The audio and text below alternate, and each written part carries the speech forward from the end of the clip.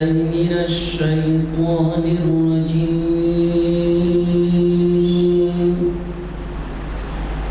بسم الله الرحمن الرحيم.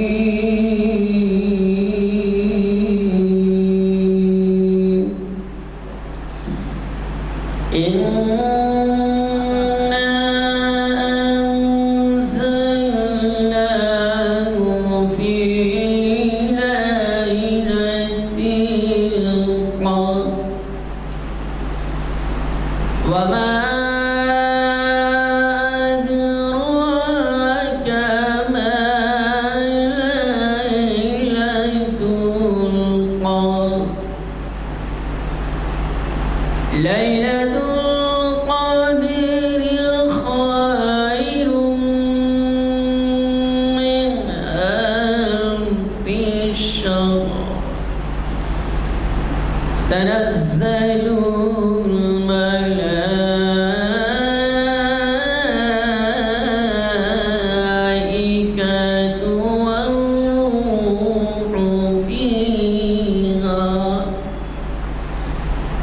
والروح فيها بإذن ربهم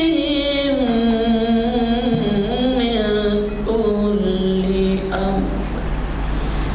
سلام هي حتى مطلع الفجر.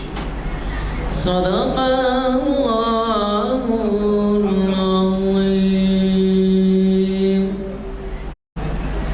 آج 24 محرم 1445 ہجری موافق 12 اگست 2023 عیسوی ہفتہ والا دن اور بعد نماز عصر جامع مسجد عالیہ کے کانفرنس ہال میں منعقد کی جا رہی ہے. تاریخ اسلام کا جو ہے 1009واں لیکچر ہے. عنوان ہے موجودہ عالمی حالات اور غزوہ احزاب کا اسوہ. مخاطب کریں گے ڈاکٹر مفتی تنظیم عالم قاسمی صاحب. میں ادباً گزارش کرتا ہوں ڈاکٹر مفتی تنظیم عالم قاسمی صاحب سے وہ ڈائس پر آئیں اور ہمیں مخاطب کریں. الرحیم الحمد للہ رب العالمین والصلاة والسلام علی سید المرسلین محمد بن عبد اللہ الامین وعلى آلہ وصحبہ اجمعین. اما بعد فقد قال اللہ تبارک وتعالی فی القرآن المجید فاعوذ باللہ من الشیطان الرجیم بسم اللہ الرحمن الرحیم. اذ جاءوکم من فوقکم ومن اسفل منکم وَإِذْ زَاغَتِ الْأَبْصَارُ وَبَلَغَتِ الْقُلُوبُ الْحَنَاجِرَ وَتَظُنُّونَ بِاللَّهِ الظُّنُونَ. صدق اللہ العظیم. محترم سامعین کرام، میرے بزرگوں اور دوستوں، تاریخ اسلام کا مطالعہ بتاتا ہے کہ اسلام ہمیشہ مخالفانہ ماحول اور ناموافق حالات میں پروان چڑھتا ہے.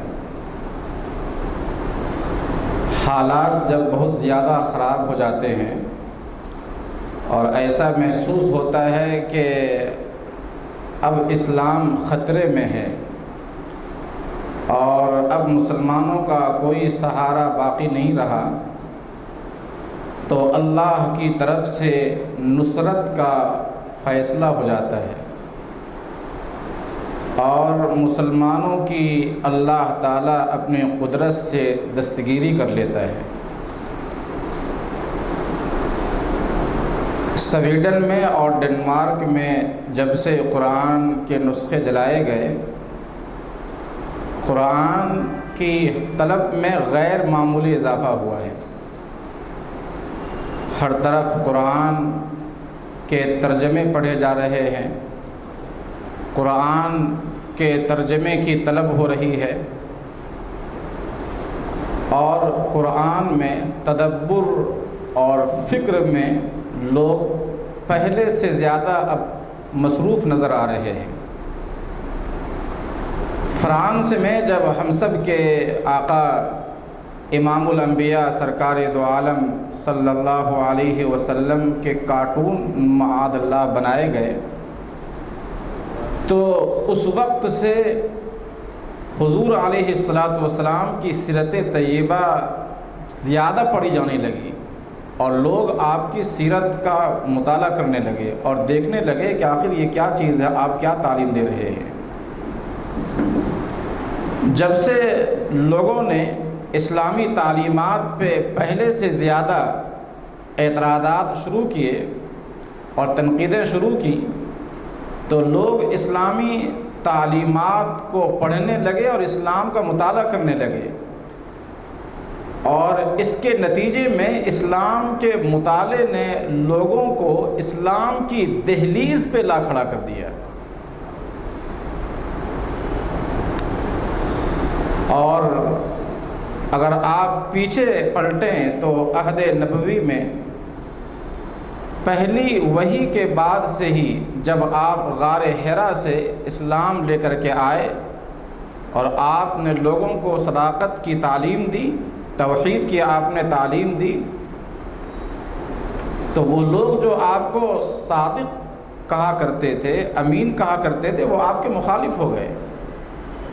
آپ کے اہل خاندان، آپ کے وطن کے لوگ جو آپ پر بڑا اعتماد کرتے تھے، جن کی امانتیں آپ کے پاس رہا کرتی تھی، لیکن وہ لوگ آپ کے شدید مخالف ہو گئے۔ مکہ کی زمین آپ کے لیے اور آپ کے متبعین کے لیے، پیروکاروں کے لیے تنگ کر دی گئی، یہاں تک کہ ایک وقت آیا کہ امام الانبیاء علیہ الصلاۃ والسلام کو مکۃ المکرمہ چھوڑ کر کے، ہجرت کر کے آپ کو مدینہ آنا پڑا، اور آپ اپنے متبعین کے ساتھ ہجرت فرما کر مکۃ المکرمہ سے مدینہ آپ تشریف لے آئے۔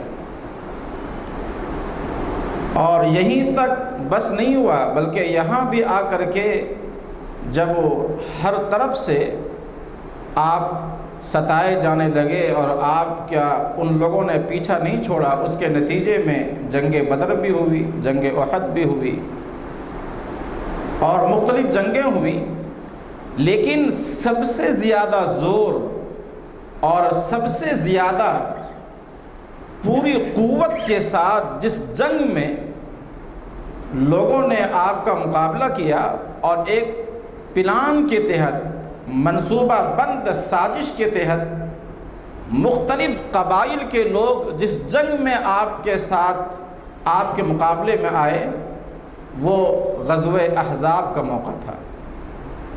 شوال سن 5 ہجری میں یہ غزوہ ہوا ہے، جس میں آپ جانتے ہیں کہ اس میں 10,000 سے زیادہ فوج تھی کفار مکہ کی، اور اس میں آپ علیہ الصلاۃ والسلام کے مقابلے میں قریش مکہ اور غطفان، بنو قریظہ، بنو نذیر، بنو مرہ، بنو کنانہ، بنو اسد، بنو سلیم، بنو سعد، قبیل اسلم، اشجع، فزارہ، اہل تہامہ، اور کتنے ایسے قبائل تھے جو سب ساتھ ہو کر کے اجتماعیت کے ساتھ ان لوگوں نے پوری کوشش کی کہ اسلام کی بنیادیں کھود ڈالیں۔ اور جب ان لوگوں نے جب ایک پلان کے تحت آپ کے مقابلے میں جب آئے، اتنی بھاری جمعیت تھی کہ صحابہ کرام رضی اللہ عنہم اجمعین پہلے گھبرا اٹھے ان لوگوں کی ظاہری فوج کو دیکھ کر کے، ان کی تعداد کو دیکھ کر کے، ان کے اسلحہ کو دیکھ کر کے۔ قرآن کریم میں اللہ تعالیٰ نے سورہ احزاب آیت نمبر 10 میں صاف انداز میں ان لوگوں کی مشقتوں کو اعلان کیا اور صاف انداز میں بیان کیا، اذ جاؤکم من فوقکم ومن اسفل منکم وَإِذْ زَاغَتِ الْأَبْصَارُ وَبَلَغَتِ الْقُلُوبُ الْحَنَاجِرَ وَتَظُنُّونَ بِاللَّهِ الظُّنُونَ۔ اے لوگو یاد کرو جب دشمن اوپر سے اور نیچے سے تم پر چڑھ آئے تھے، جب خوف کے مارے آنکھیں پتھرا گئی تھی، کلیجے منہ کو آ گئے تھے، اور تم اللہ کے بارے میں طرح طرح کے گمان کرنے لگے۔ اس موقع پر آپ علیہ السلام نے بڑی حکمت اور بڑی دانشمندی کے ساتھ ان کا آپ نے مقابلہ کیا تھا۔ سارے قبائل مل کر کے جب آئے آپ کے مقابلے میں، جیسے کہ آج پوری دنیا یعنی ایک چھوٹی سطح سے لے کر کے، ایک گاؤں کی سطح سے لے کر کے بین اقوامی سطح تک پوری دنیا یہ چاہ رہی ہے کہ اسلامی کلچر ختم ہو جائے، اسلامی تہذیب ختم ہو جائے، اسلام نہ باقی رہے اور نہ اسلام کے پیروکار باقی رہیں، نہ اسلام کے ماننے والے باقی رہیں۔ ان کو اسلامی کلچر سے پریشانی ہے، اسلامی تہذیب سے پریشانی ہے۔ کوئی آدمی اگر اسلام کی شناخت تو چھوڑ کر کے، آئیڈینٹی چھوڑ کر کے جینا چاہتا ہے، کوئی بات نہیں ہے۔ تو اس زمانے میں بھی لوگوں نے یہی چاہا کہ اسلام کا یہ چراغ گل ہو جائے۔ آپ علیہ السلام نے بڑی حکمت کے ساتھ آپ نے ان کا مقابلہ کیا، یہاں تک کہ آپ کو فتح حاصل ہوا، اور دشمنوں کو، اتنی بھاری جمعیت کی دشمنوں کو آپ ان کو شکست ہوئی، اور آپ نے اس موقع پر فرمایا تھا، الآن نغزوہم ولا یغزوننا نحن نسیر الیہم۔ اب ہم ان کی طرف بڑھیں گے، اب ہم ان کی طرف چڑھائی کریں گے، اب انہیں طاقت نہیں رہی کہ وہ ہم پر چڑھائی کریں، وَنَحْنُ نَسِيرُ إِلَيْهِمْ، اور ہم چلیں گے ان کی طرف۔ چنانچہ آپ پوری تاریخ آپ پڑھ جائیں کہ غزوہ احزاب کے بعد جتنے غزوات ہوئے ہیں، وہ سارے کے سارے غزوات آپ کے اقدامی غزوات ہیں، دفاعی غزوات نہیں ہیں، وہ آپ کا اقدام اس میں غالب ہے۔ اس موقع پر یہ دیکھنے کی ضرورت ہے کہ غزوہ احزاب سے جو موجودہ عالمی حالات ہیں، اس میں کیا پیغام ملتا ہے۔ اس وقت بھی تمام قبائل کے لوگوں نے مل کر کے مسلمانوں کے خلاف ایک محاذ کھڑا کیا تھا، اسلام کو مٹانے کی سازشیں کی تھی، یہاں تک کہ اس زمانے میں جو بھی قوتیں ہو سکتی تھیں وہ سب کے سب قوتیں جمع کر کے لوگ جمع ہو گئے تھے۔ آج بھی تقریباً یہی صورتحال ہے، تو ہمیں غزوہ احزاب سے کیا سبق ملتا ہے، کیا پیغام ملتا ہے۔ اس موقع پر سب سے پہلے ہمیں چاہیے کہ ہم ایک سرسری نظر غزوہ احزاب پر ہم ڈالیں کہ غزوہ احزاب کس طرح پیش آیا تھا اور کیا پس منظر تھا۔ امام الانبیاء علیہ السلام نے یہود کا ایک طبقہ بنو نذیر کو ان کی شرارت کی وجہ سے جب آپ نے جلا وطن کر دیا اور وہ لوگ خیبر میں آباد ہو گئے، تو بنو نذیر کا سردار حوی ابن اخطب اور دوسرے لوگوں نے بھرپور کوشش کی کہ قریش مکہ کو ہم خیال بنا کر کے اس طرح قوت کے ساتھ حملہ کیا جائے مسلمانوں پر کہ ان کا استیصال ہو جائے اور یہ جڑ سے ختم ہو جائیں۔ چنانچہ وہ پہنچا قریش مکہ کے پاس اور ان کو اکسایا، ابو سفیان نے حامی بھر لی، اور اس کے بعد پھر وہ لوگ بنو غطفان کے پاس پہنچے جو انتہائی جنگجو قبیلہ تھا، ان کو بھی ہم خیال بنا لیا۔ مختلف قبائل کہ لوگوں کو انہوں نے ہم خیال بنا کر کے آمادہ کر لیا یقین کے ساتھ کہ مدینہ پر یکبارگی سب مل کر کے حملہ کریں گے۔ چنانچہ شوال سن 5 ہجری میں ابو سفیان 10,000 سے زیادہ لشکر کے ساتھ مکۃ المکرمہ سے چل پڑا۔ ادھر امام الانبیاء علیہ السلام کو اس کی اطلاع ملی تو آپ نے صحابہ کرام سے مشورہ کیا۔ حضرت سلمان فارسی رضی اللہ عنہ نے مشورہ دیا کہ ہمارے یہاں خندق کھودنے کا رواج تھا کہ اگر کوئی حملہ کرتا تو ہم لوگ خندق کھودتے تھے اور اس سے مسلمانوں کو شکست ہو جایا کرتی تھی۔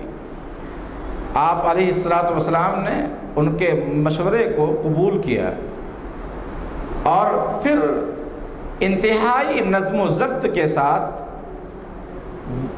3 طرف مدینہ کے جو 3 طرف ہے جغرافیائی اعتبار سے وہ آبادی اور گنجان درختوں کے ذریعے بالکل بند تھا۔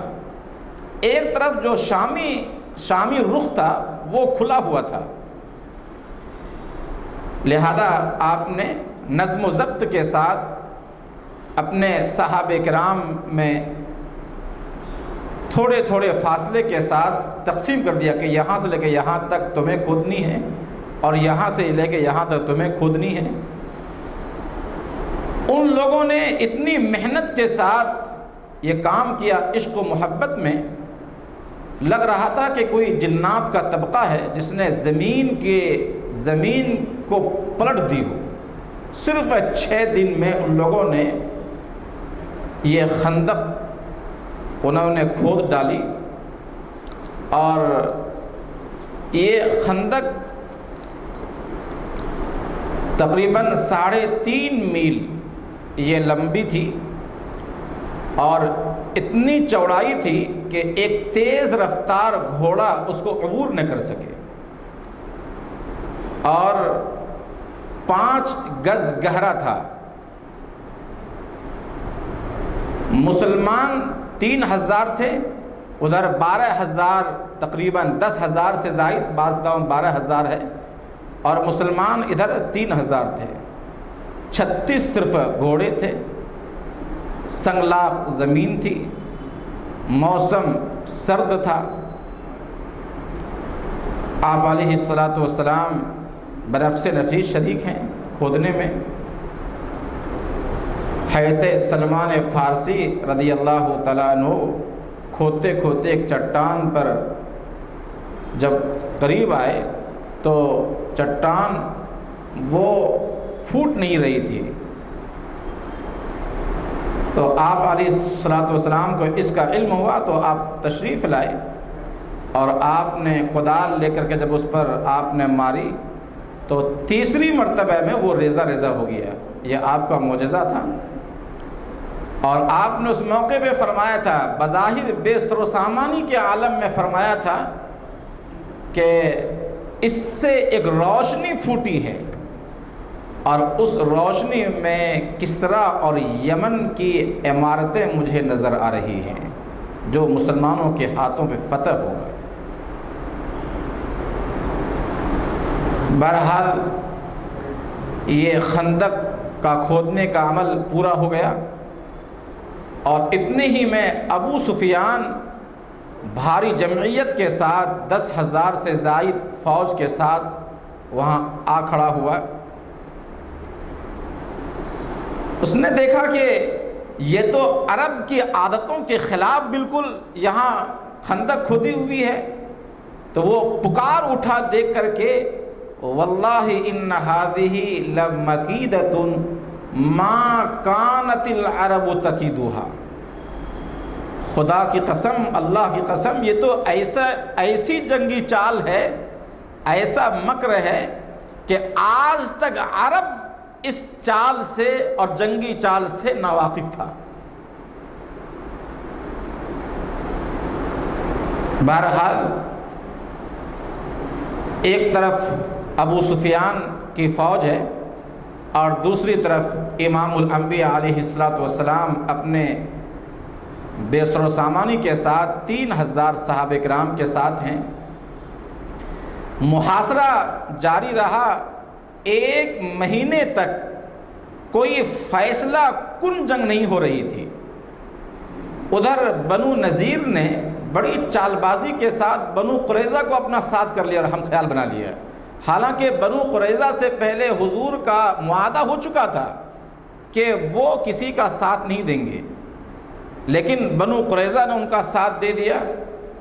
حضور کو اس کا علم ہوا تو آپ نے سعد ابن معاذ اور حضرت سعد ابن عبادہ کو آپ نے بھیجا، اور اس تاکید کے ساتھ کہ اگر واقعتاً یہ خبر صحیح ہے تو آ کر کے چپکے سے آ کر کے بولنا، گول مول انداز میں، تاکہ مسلمانوں کے حوصلے پست نہ ہوں، اور اگر خبر غلط ہے تو کھلم کھلا بول دینا۔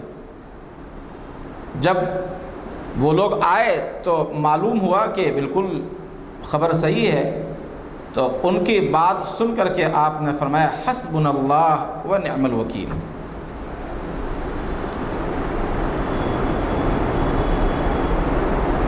اس کے بعد جب یہ محاصرہ کچھ طول پکڑتا چلا گیا تو آپ نے یہ سوچا کہ بنو غطفان جو جنگجو قبیلہ ہے ان سے کچھ ان کو اس جمعیت سے ہٹا دیا جائے، کسی طرح اس کی جماعت میں کچھ اس طرح پھوٹ ڈال دی جائے، اتحاد کو متاثر کیا جائے۔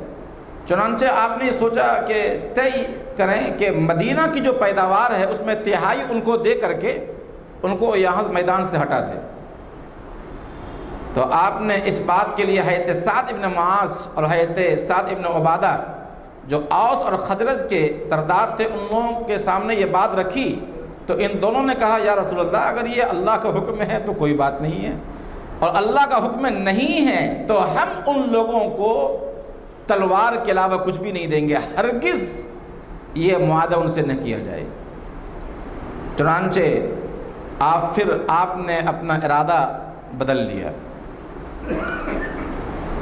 ایک دن یہ معاملہ اتنا سخت ہوا کہ کفار مکہ قریش کے جو لوگ آئے تھے، ایک دن ان لوگوں نے بڑی قوت کے ساتھ تیر اندازی شروع کی اور پتھر بازی شروع کی، اور کچھ لوگ اس طرف سے مسلمانوں کی طرف بھی آ گئے۔ حضرت علی رضی اللہ تعالی عنہ آگے بڑھے اور آپ نے ان کا مقابلہ کیا، یہاں تک کہ نوفل ابن عبداللہ جب وہ بھاگ رہا تھا تو وہ خندق میں گر گیا، آپ نے وہاں جا کر کے وہاں آپ نے تیر کے ذریعے انہیں قتل کیا۔ اور اسی طرح عمر ابن عبدود، اس کو حضرت علی رضی اللہ تعالی عنہ نے خندق سے پہلے عبور کرنے سے پہلے ان کا آپ نے قتل کر دیا۔ پھر اس کے بعد یہاں تک کہ اس دن اتنی گھمسان جنگ تھی کہ 4 نمازیں آپ کی قضا ہو گئی، 4 نمازیں۔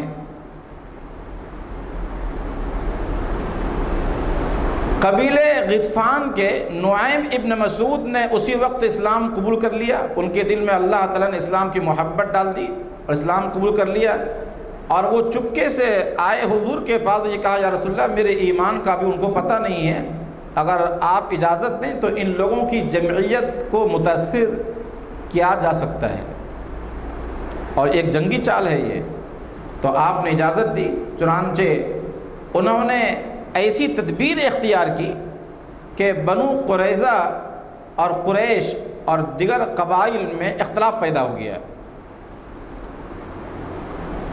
اور پھر اللہ کی طرف سے نصرت یہ ہوئی کہ ایک تیز آندھی آئی، یہاں تک کہ ان کے خیمے اکھڑ گئے، ان کی چولہے سے ہنڈیاں مختلف ہواؤں کے دوش پہ بکھر گئی اور سراسیمگی پھیل گئی۔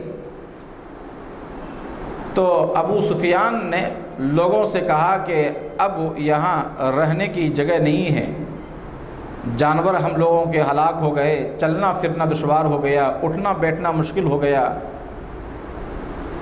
قرآن نے کہا ہے اذ جاءتکم جنود فارسلنا علیہم ریحا وجنودا لم تروها وکان اللہ بما تعملون بصیرا۔ ایسی لشکریں ہم نے بھیجی اور ایسا طوفان ہم نے بھیجا جس کو تم محسوس نہیں کر سکتے۔ یہ اللہ کی غیبی نصرت تھی۔ اللہ تعالیٰ ان تم لوگ جو کر رہے ہو، تمہارے دلوں میں جو بات پیدا ہو رہی ہے، اللہ تعالیٰ ان کو بہترین جانتا ہے۔ تو اس موقع پر آپ نے فرمایا تھا الآن نغزوہم ولا یغزوننا نحن نسیر الیہم۔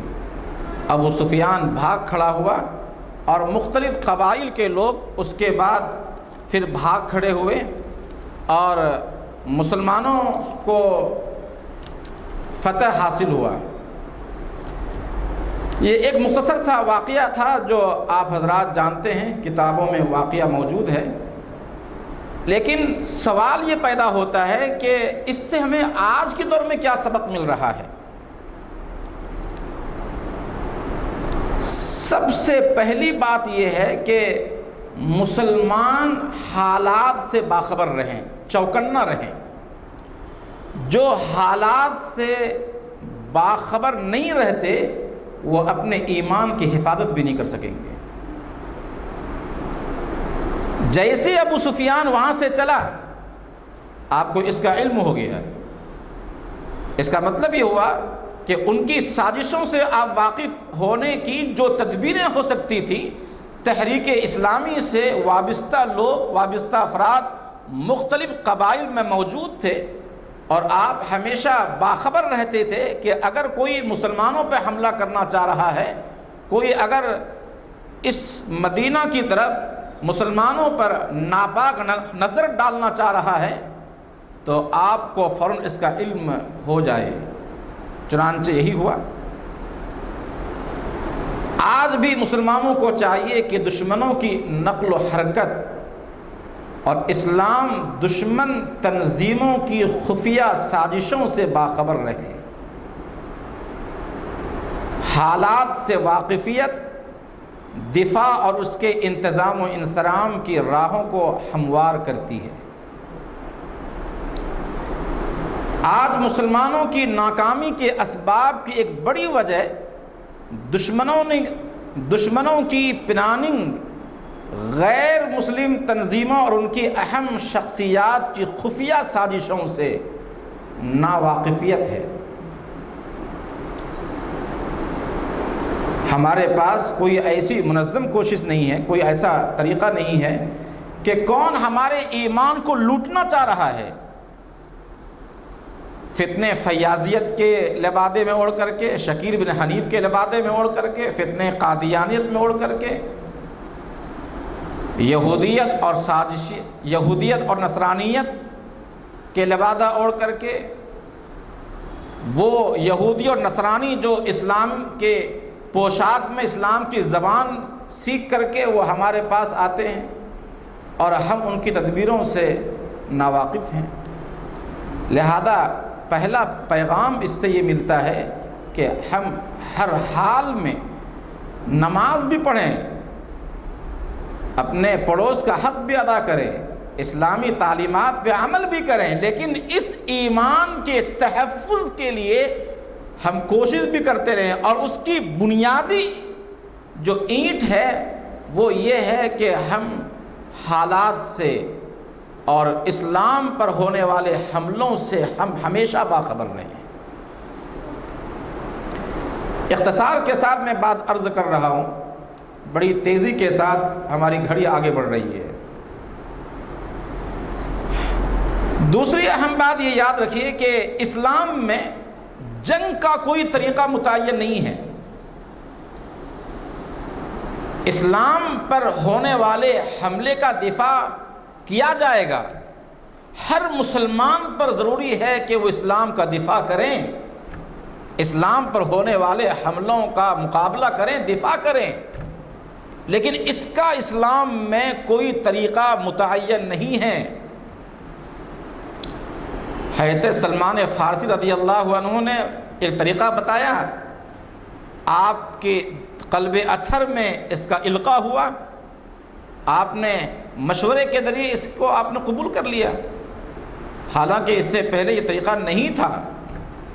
اس سے یہ معلوم ہوتا ہے کہ ہر زمانے کے حالات کے اعتبار سے مسلمانوں کو طریقے جنگ اختیار کرنا چاہیے۔ اگر اس طریقے سے ہٹ کر کے کوئی اور راہ آپ چلیں گے، کبھی آپ کامیاب نہیں ہو سکتے۔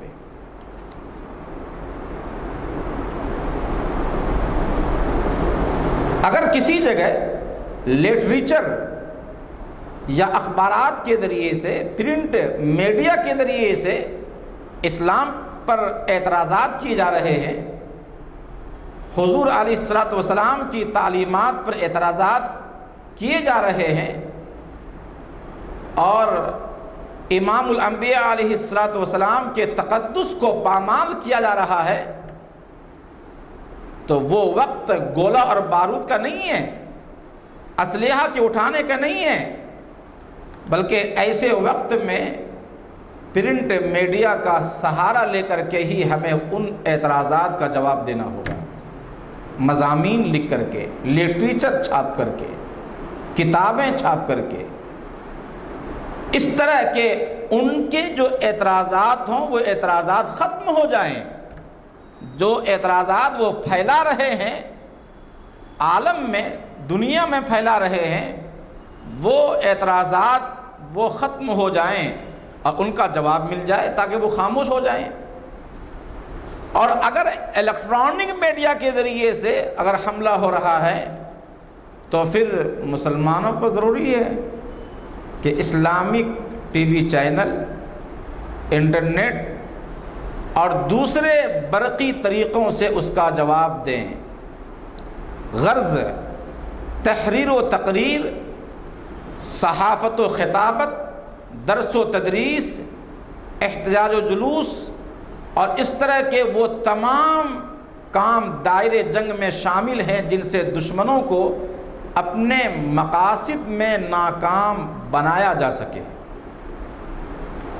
جیسے حالات ہوں گے، مسلمانوں کو چاہیے کہ ان حالات کو سمجھ کر کے ان کا دفاع کریں۔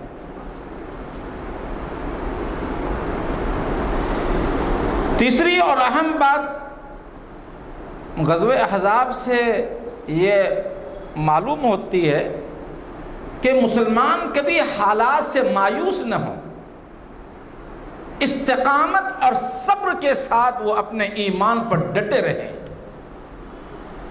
حالات کتنی خراب ہو جائیں، فاقے کی نوبت آ جائے، ہمارا چلتا ہوا کاروبار رک جائے، ہمارے گھروں میں پریشانیاں آ جائیں،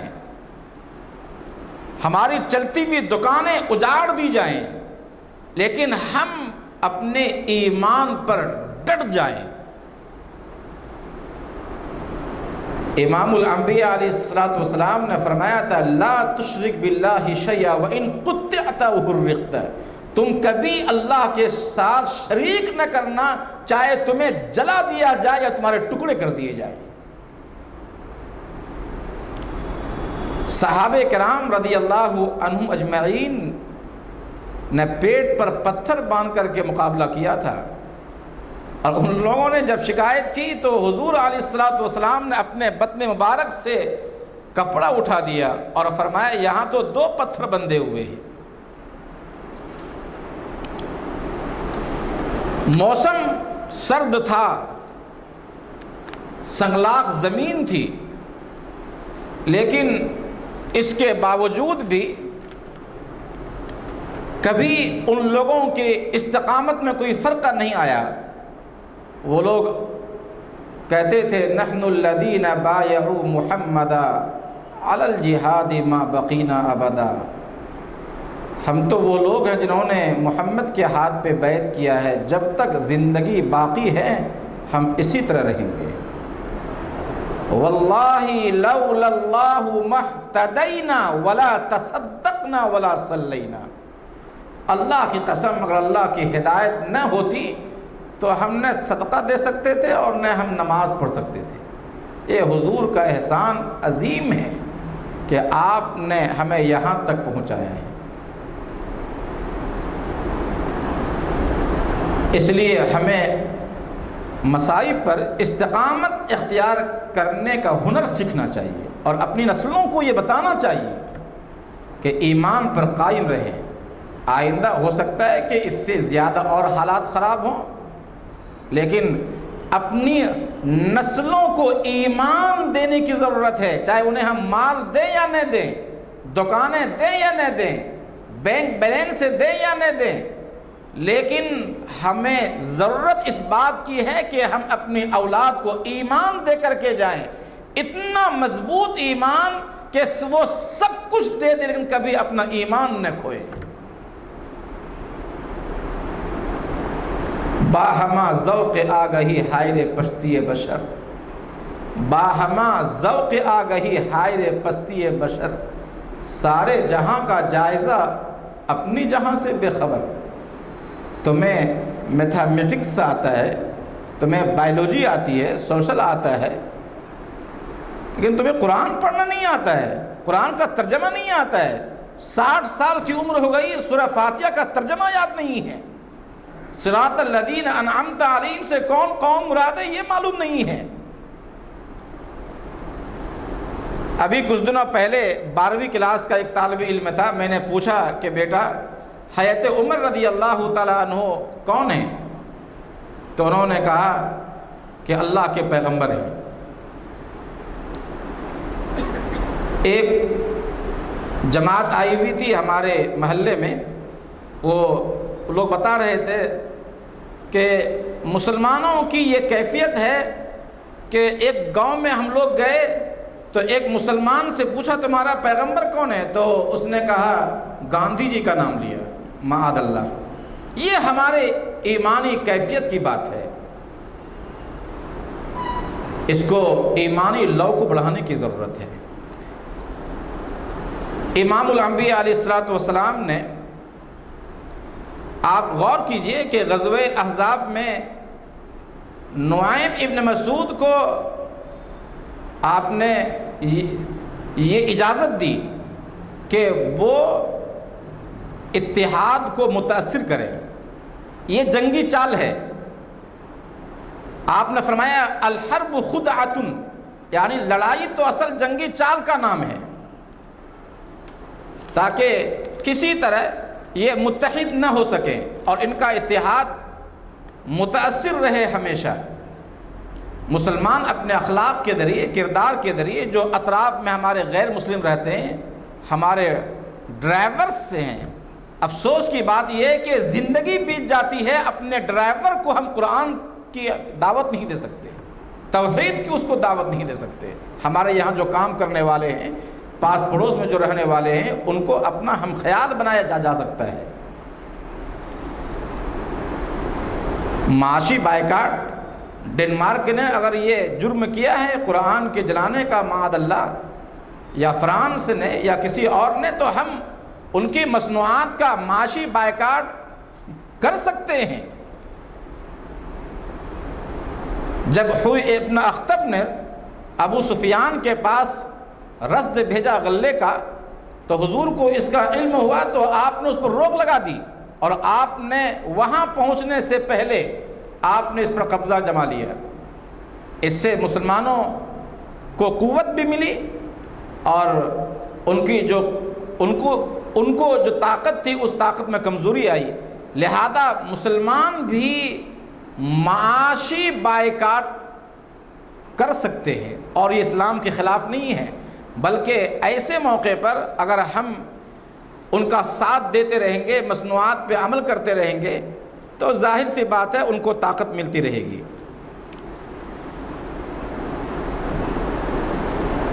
ابو سفیان پکار اٹھا تھا، کیا کہا تھا؟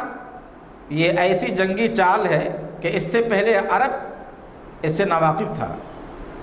معلوم یہ ہوا کہ مسلمان ہمیشہ جنگ کے بارے میں نئی نئی تدبیریں کرتے رہیں، اور وہ جو دنیا میں کسی کو شکست دینے کے لیے کسی کے مقابلے کے لیے جو ٹیکنالوجی کے ذریعے سے ہمارے پاس جو چیزیں آتی ہیں ہم ان سے واقف بھی رہیں اور اس کو ہم استعمال کرنا سیکھیں اور اپنی نسلوں کو سکھائیں تاکہ بر وقت اس کو ہم انجام دے سکیں۔ نظم و ضبط اور ڈسپلین بہت اہم چیز ہے۔ آپ علیہ الصلوۃ والسلام نے جنگ خندق کے موقع پر چوکیاں قائم کی تھی، آپ نے محاذ قائم کیا تھا اور مختلف انداز میں وہاں کی آپ نے نگرانی کی اس کی۔ مسلمانوں کے ساتھ مسئلہ یہ ہے کہ اگر کبھی احتجاج بھی کرتے ہیں تو اس میں نظم و ضبط نہیں رہتا، لوگ اپنی تنظیم کی تشہیر زیادہ کرتے ہیں، اسلام کی خدمت کا جذبہ کم ہوا کرتا ہے۔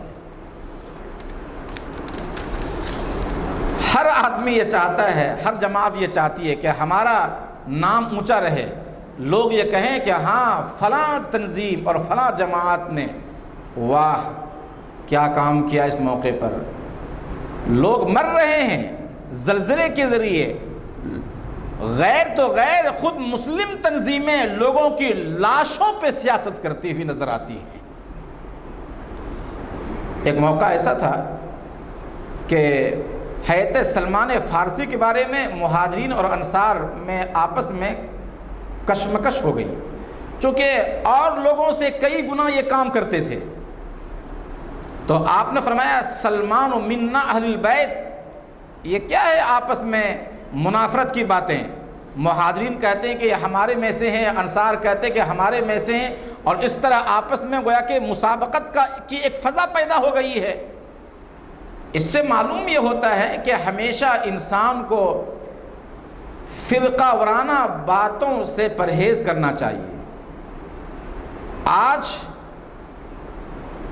مسلمان مختلف مسلکوں میں بٹے ہوئے ہیں، ہماری اذانیں منقسم ہو گئی، مسجدیں بٹ گئیں، ہماری کتابیں تقسیم ہو گئیں، اور دیواریں دو علاقے میں ہر جگہ مسلمان بس رہے ہیں لیکن آپس میں اتحاد نہیں ہے، جس کی وجہ سے ساری قوت کے باوجود بھی ہم اپنے اندر کمزوری محسوس کر رہے ہیں۔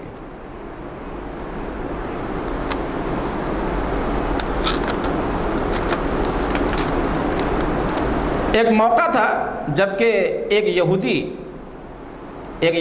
آ گیا اور جہاں عورتیں جہاں محفوظ تھی جس قلعے میں، تو حضرت صفیہ رضی اللہ عنہا کو جب اس کا علم ہوا، جو حضور کی پھوپھی محترمہ تھیں، لکڑی سے اسے ہلاک کر دیا۔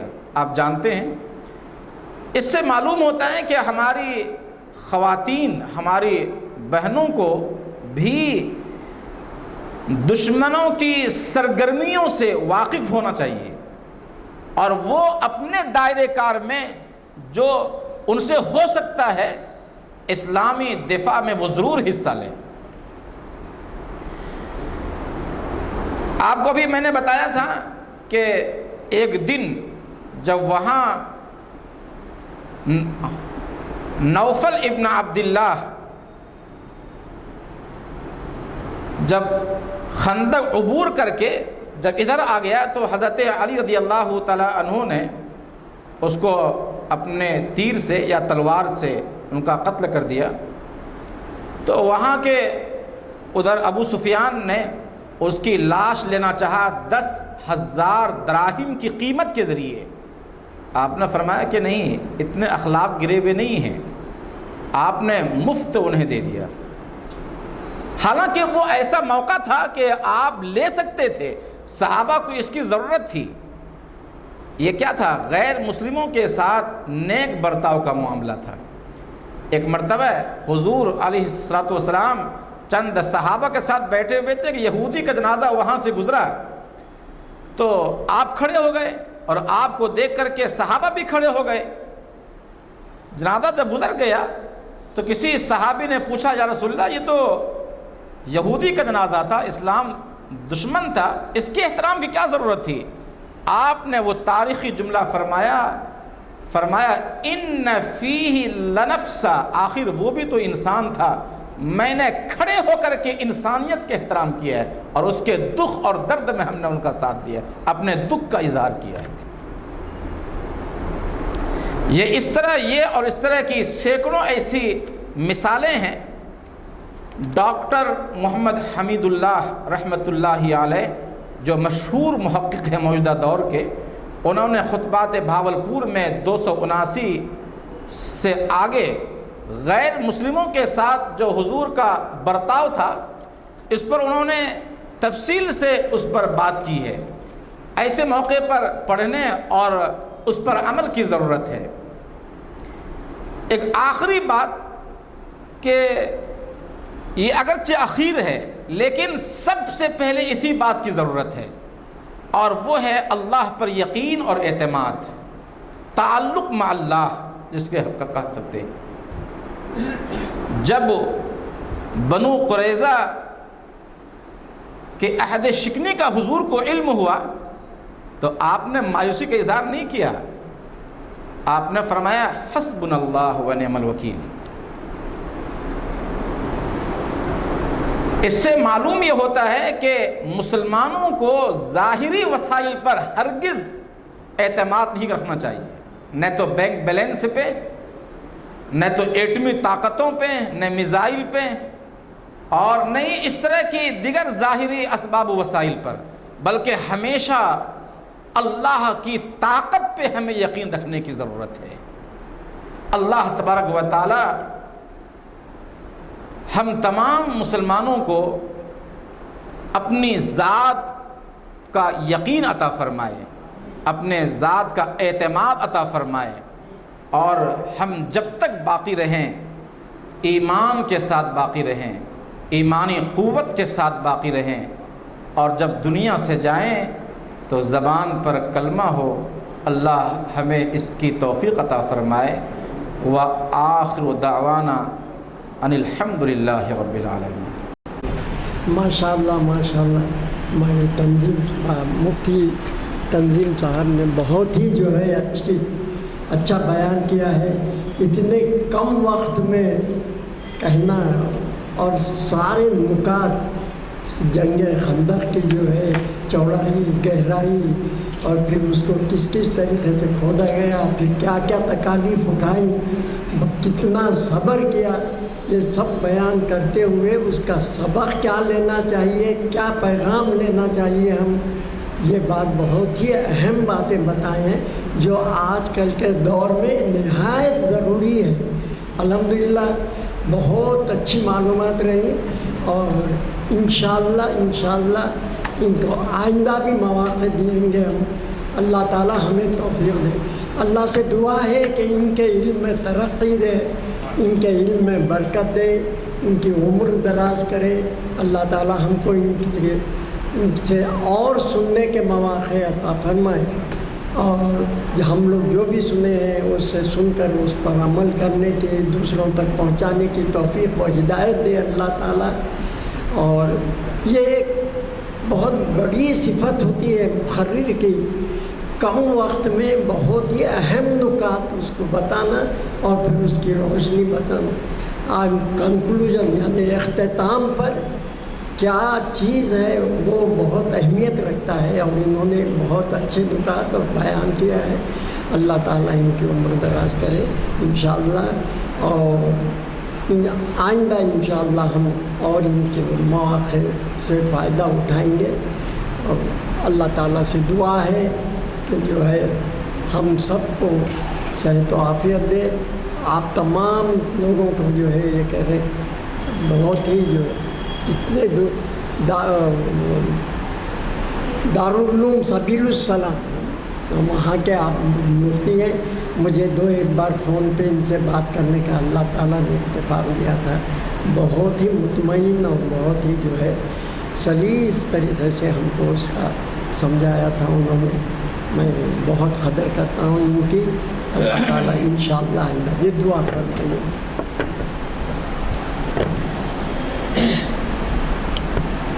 اللہم صلی علی سیدنا محمد وعلی آل سیدنا محمد وبارک وسلم۔ ربنا آتنا فی الدنیا حسنۃ وفی الآخرۃ حسنۃ وقنا عذاب النار۔ الہ العالمین، مت اپنے فضل سے ہم سب گناہوں کو معاف فرما، ہم سب کی خطاؤں کو معاف فرما، لغزشوں کو معاف فرما۔ اے اللہ ہر چھوٹے بڑے گناہوں کو معاف فرما۔ مولا کریم صراط مستقیم پہ چلنے کی توفیق عطا فرما۔ اے اللہ جب تک باقی رہیں اسلام پر باقی رہیں، دنیا سے جائیں تو اسلام لے کر کے جائیں، آپ کا یقین لے کر کے جائیں، اس کی ہمیں توفیق عطا فرما۔ ہم میں جو بیمار ہیں مولا سارے بیماروں کو شفائے کلیہ عاجلہ مثمرہ عطا فرما۔ دنیا سے جو لوگ جا چکے ہیں ان تمام کی مغفرت کا فیصلے فرما۔ اسلام کی سازشوں سے امت مسلمہ کی حفاظت فرما، اسلام کے پرچم کو بلند فرما۔ مولا کریم ہمارے معاشرے اور سماج میں جو جوان بچیاں ہیں اے اللہ جو رشتے ازدواجیت سے جڑی ہوئی نہیں ہیں اور جس کی وجہ سے والدین پریشان ہیں، نیندیں حرام ہیں ان کے لیے، اے اللہ غیب سے ان کے لیے مناسب رشتے کا انتظام فرما۔ اے اللہ اس مسجد میں ہمارے منتظمین جو پروگرام کر رہے ہیں اخلاص کے ساتھ الہیت کے ساتھ لوگوں کو خبردار کرنے کے لیے سازشوں سے یا اسی طرح اسلامی تعلیمات کو فروغ دینے کے لیے ان تمام کی محنتوں کو قبول فرما لیجیے۔ اللہ ان تمام کے لیے آخرت کا سرمایہ بنا دیجیے، ان تمام سے راضی ہو جائیے۔